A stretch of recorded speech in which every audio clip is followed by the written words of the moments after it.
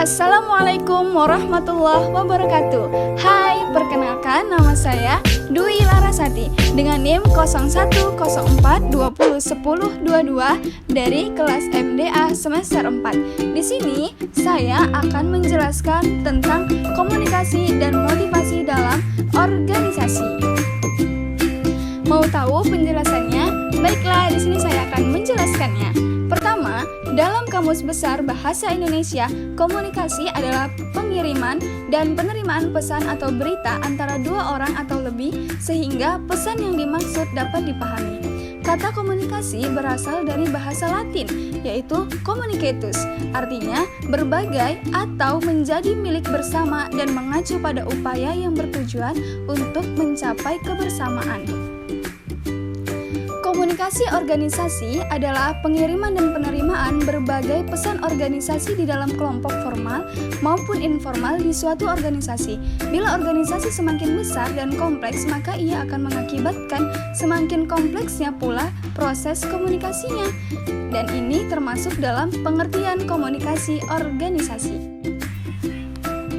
Kemudian, pengertian motivasi. Motivasi merupakan salah satu aspek psikis yang memiliki pengaruh terhadap keinginan untuk melakukan sesuatu atau tidak melakukannya.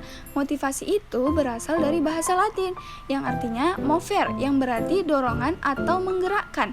Motivasi sangat diperlukan dalam pelaksanaan aktivitas manusia karena motivasi merupakan hal yang dapat menyebabkan, menyalurkan, dan mendukung perilaku manusia supaya mau bekerja giat dan antusias untuk mencapai hasil yang optimal.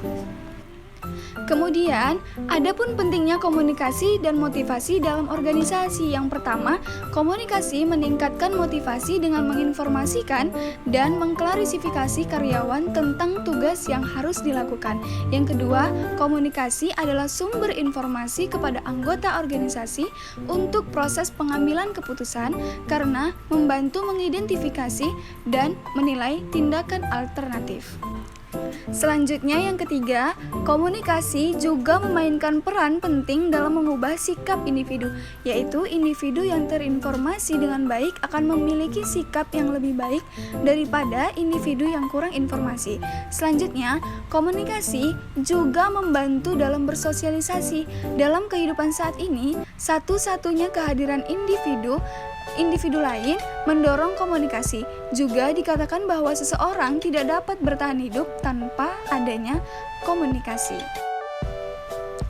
Selanjutnya, adapun jenis-jenis motivasi dalam organisasi terdapat 3 jenis. Yang pertama, motivasi didasarkan atas ketakutan atau fear motivation. Yang kedua, motivasi didasarkan karena ingin mencapai sesuatu atau achievement motivation.